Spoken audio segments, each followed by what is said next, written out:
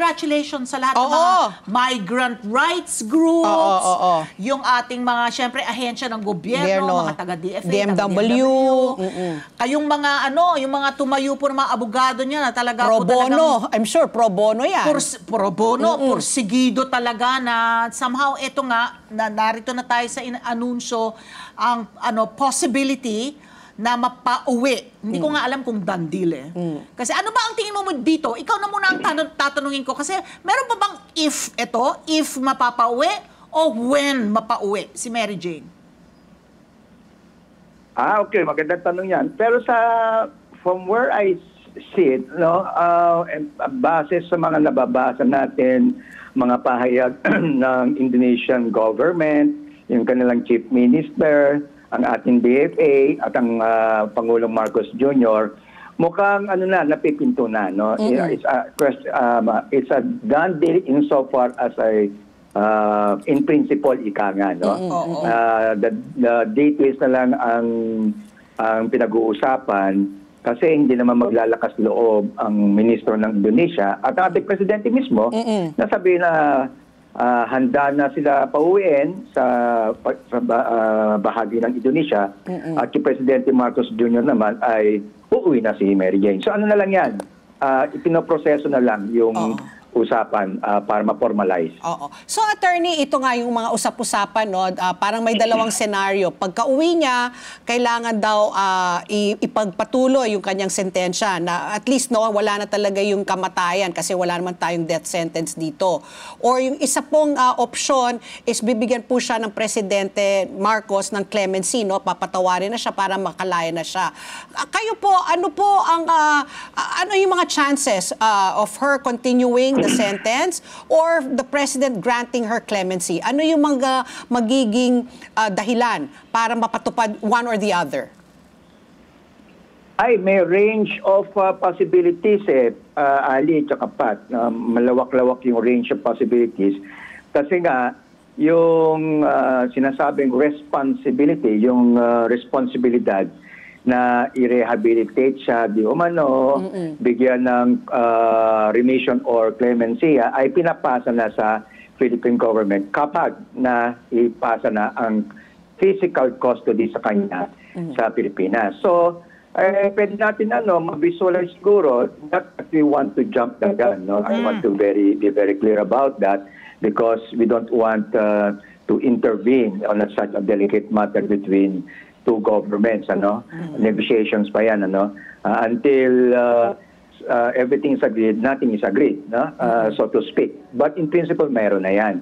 So ang range, it's been playing in my mind, the best, ideal situation, scenario, is when there is an agreement na nagkasundo na, talagang official, nagkapayag na, uwi na yan, sige, sama nyo na, dadalhin namin. Even our president, the president can already declare his intention to grant clemency while she's en route. And then as soon as she sets foot, ay i-formalize, sige, nandito ka na, i-grant kita ng clemency. That's the ideal. But of course, we're very realistic. Next to that is, maghihintay mo na ng konting panahon, ipoprocess siya, patitingin sa doktor, sa correctional, etc., etc., and then, bibigyan siya ng clemency. The other end of the spectrum is a very bad scenario, which is, yung death penalty, ika-transform into, alam mo to, Ali, sa criminal law natin, reclusion perpetua, which is 40 years. 14 years na siya doon. Ibig sabihin ba, 26 years pa siya maghihintay. That's the worst scenario. But in between, pwedeng may reduction, may commutation, may good conduct time allowance, may conditional pardon. So yun ang range. So we don't know exactly what is going to be the end game of this. Parang marami scenario. Possibilities marami. Sa atin, absolute pardon sana. So, I'm sorry, I was talking over you.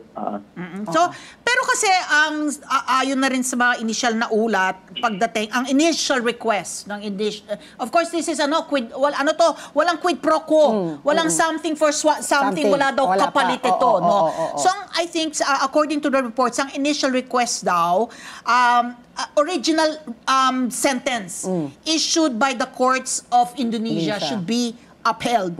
So, kumbaga, for her to serve the rest of her sentence here, no? Yung Indonesian government pa rin ang may jurisdiction sa terms ng sentence niya, and they will retain legal custody. Ang sinusuko lamang ay yung physical custody ni Mary Jane. Pero for now, isn't it enough na wala na yung specter nung bitay? Kasi nung nandun siya, parang stay lamang nung execution yung nakuha pa lang natin, hindi ba? May reprieve pa lang. But the specter of yung Mabibitay death siya. by firing squad, nandun pa rin kung dun siya sa Indonesia nakakulong, hindi ba? Tama ba ako doon, attorney? Correct. Natumbok mo, Class 8. Oo. Kasi yan nawawala sa mga madaming pag-uusap, mga kwento-kwento, agam-agam. Natumbok mo. Ang dulo neto, whatever happens, no? Whatever happens, malipat ba siya when, how, where, how long, diba? Bibigyan ko. Ang dulo talaga nito, ligtas na siya. Oo. Ligtas na siya sa firing squad. Let's get together. Sunday 25. Sunday 25.